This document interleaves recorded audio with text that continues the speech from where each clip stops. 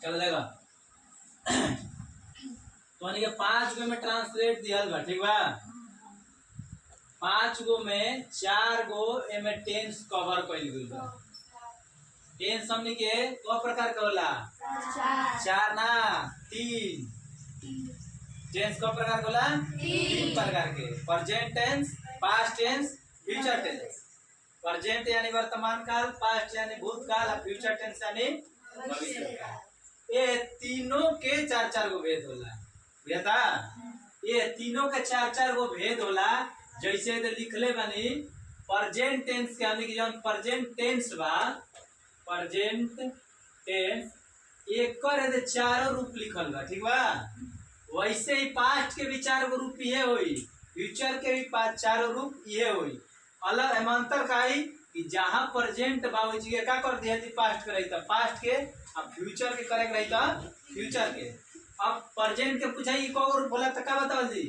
4 गो कौन कौन तो simple present tense present continuous tense present perfect tense और प्रेजेंट परफेक्ट कंटीन्यूअस टेंस पूछाई कि फ्यूचर का को रूप बा 4 गो बा वो को बा 4 गो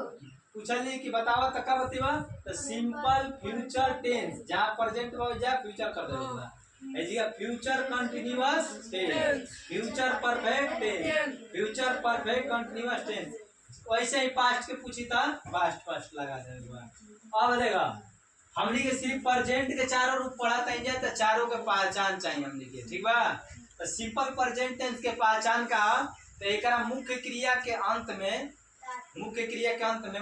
के करा कहल जी सब्जेक्ट के द्वारा जौन काम होखेला ओकरे के मुख्य क्रिया कहल जाला ठीक बा जौन काम होई वही मुख्य क्रिया के अंत में अगर ता ती ते रही तो ओकरा का कहल जी सिंपल प्रेजेंट टेंस दूसरा प्रेजेंट कंटीन्यूअस टेंस तो प्रेजेंट कंटीन्यूअस टेंस के करा के पहचान का तो प्रेजेंट कंटीन्यूअस टेंस के मुख्य क्रिया के अंत में रहा रही तो ओकरा का कहल जी प्रेजेंट कंटीन्यूअस वैसे ही प्रेजेंट परफेक्ट टेंस बा प्रेजेंट परफेक्ट टेंस के मुख्य क्रिया के अंत में क्या रही चुका चुकी रही अनाता आ ई ए रही ठीक बा अब देखा last present perfect continuous tense एकर पहचान का कि क्रिया के अंत में रही ठीक बा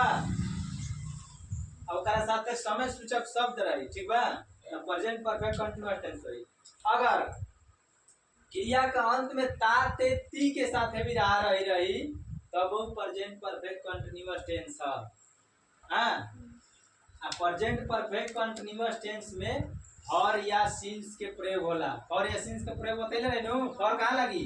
जहाँ अनिश्चित टाइम रही जब फॉर लगी या जहाँ निश्चित टाइम रही जा सिंस लगी अनिश्चित टाइम के मतलब का या टाइम के कोनो निश्चित ना रही जैसे 2 घंटा से 3 दिनों से 3 वर्षों से निश्चित टाइम लेगा नो तो जब फॉर लगी निश्चित टाइम जैसे कि 2006 से सोमवार से सुबह से बचपन से निश्चित टाइम हुई तो या सिंस लगी हमने के पहला का बा पहला ट्रांसलेट का बा कि वह क्या किताब नहीं पढ़ती है ठीक बा तो एकरा में सेंटेंस कहो ना तो सेंटेंस इंट्रोगेटिव है निगेटिव बा दोनों बा आ टेंस कहो ना तो सिंपल प्रेजेंट टेंस काहे है तो एकरा क्रिया के अंत में का लगला ता ते ती एकर बनावे के नियम का तो समझा एकर स्ट्रक्चर समझा आई मिटार द एकर स्ट्रक्चर समझा स्ट्रक्चर समझ जीवा तब तुरंत बन जे स्ट्रक्चर समझे एकर स्ट्रक्चर का कहता देखा टेंस हमनी के 3 तरह के आई 4 तरह के भी आई अफर्मेटिव सेंटेंस आई निगेटिव आई इंट्रोगेटिव आई अच्छा निगेटिव इंट्रोगेटिव दोनों आ सकता है हमन के निगेटिव इंट्रोगेटिव दोनों बानो तो एकर स्ट्रक्चर का बनी सबसे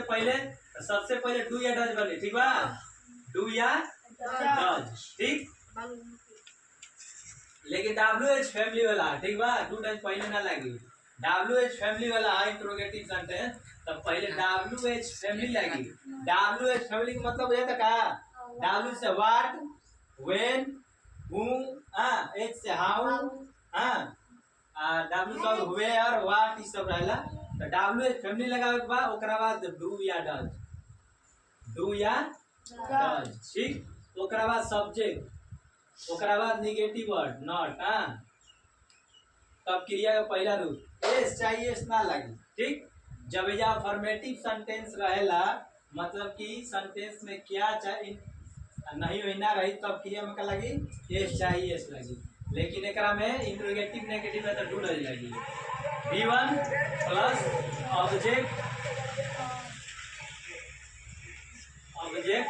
प्लस एक्स्ट्रा वर्ड, मतलब जो भी एक बात हुई तो देखा बनावे के तरीका WH फैमिली। तो WH फैमिली वाट के पहले क्या के मीनिंग का हो जी वाट, और शुरू में वाट रही तो ओकर मीनिंग डू या डज बनी, लेकिन बीच में तो ओकर मीनिंग वाट बनी, ठीक बा। वाट ओकरा बाद सब्जेक्ट के अनुसार डू या डज, सब्जेक्ट ही बात करे से डू लगी या डज डज, वाट डज ओकरा बाद सब्जेक्ट वह बा लड़की खातिर तो सी हो जी, वाट डज सी ओकरा बाद negative word not, what does she not ओकरा बाद मुख्य क्रिया रीड,